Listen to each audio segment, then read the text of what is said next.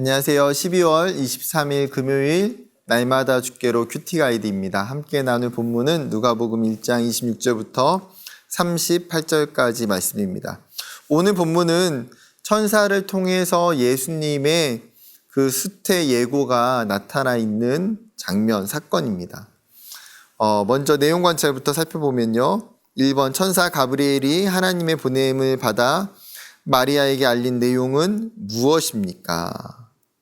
지금 26절에 천사 가브리엘이 하나님의 보내심을 받고 지금 마리아라고 하는 이 여인에게 나타났습니다. 그리고 나서 하는 이야기가 무엇입니까?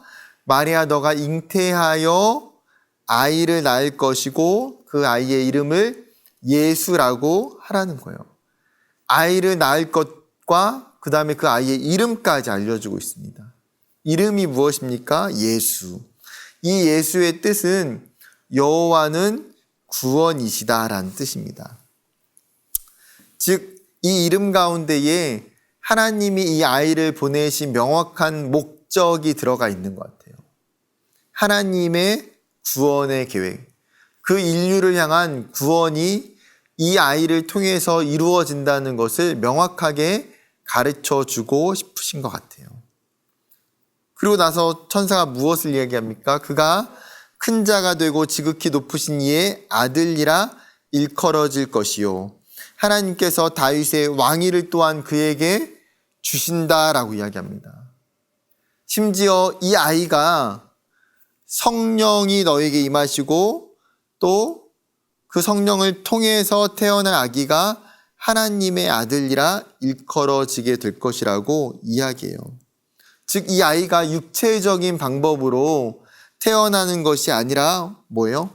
성령의 역사를 통해서 하나님이 직접 허락해 주신 아이임을 천사를 통해서 가르쳐 주고 있습니다. 두 번째, 마리아의 반응은 무엇입니까? 34절 말씀 보면요. 마리아가 천사에게 말하되 나는 남자를 알지 못하니 어찌 이 일이 있으리이까. 여러분, 천사가 했던 그 이야기를 듣는 마리아는요, 굉장히 충격을 받았을 거예요.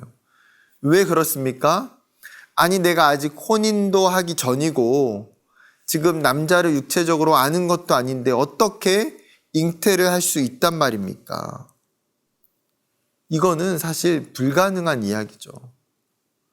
어쩌면 전혀 믿기지 않는 이 이야기, 이 상황 가운데에 마리아가 처해져 있다는 것입니다.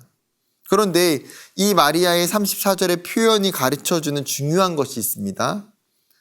바로 이것이 동정녀 탄생을 알려주는 중요한 증거가 되는 거예요. 이 마리아가 분명한 처녀이고 처녀의 몸을 통해서 성령으로 잉태하였음을 성경이 가르쳐주고 있습니다. 세 번째, 마리아가 믿을 수 있도록 가브리엘이 알려준 표적은 무엇입니까? 지금 마리아가 이 천사의 이야기를 쉽게 믿기지가 않으니까 천사가 이야기하는 내용이 무엇입니까? 너의 친족이었던 엘리사벳도 너가 보지 않았느냐. 엘리사벳의 나이가 너무나 많아서 이미 아이를 가질 수가 없는, 임신이 불가능한 상태였다는 거예요. 그런데 지금 어떻습니까?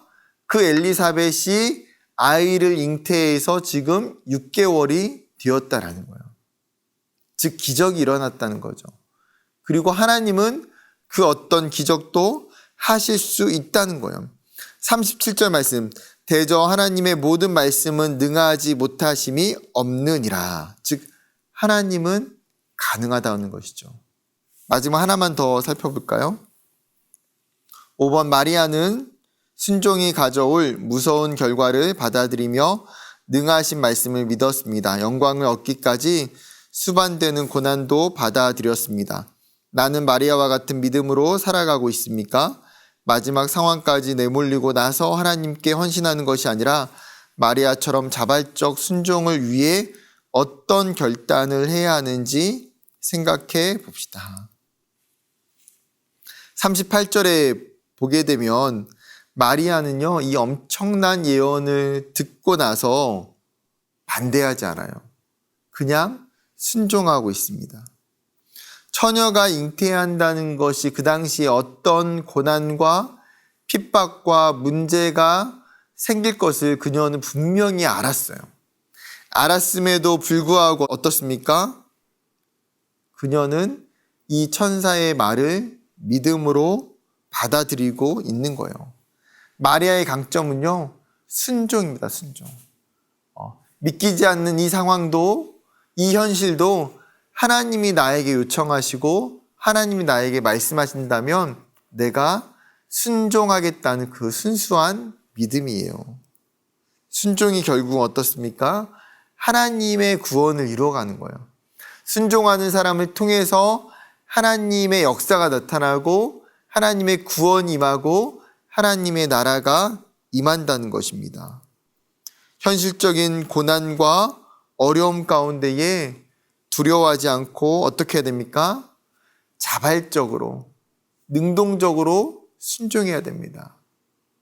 때로는 내가 포기할 것들, 때로는 내가 내려놓아야 될 것들, 때로는 내가 내 자신을 희생해야 될 것들을 정말 생각해 보면서도 그럼에도 불구하고 하나님이 나에게 말씀하시기 때문에 순종할 수 있는 저와 여러분이 되기를 주님의 이름으로 축복합니다.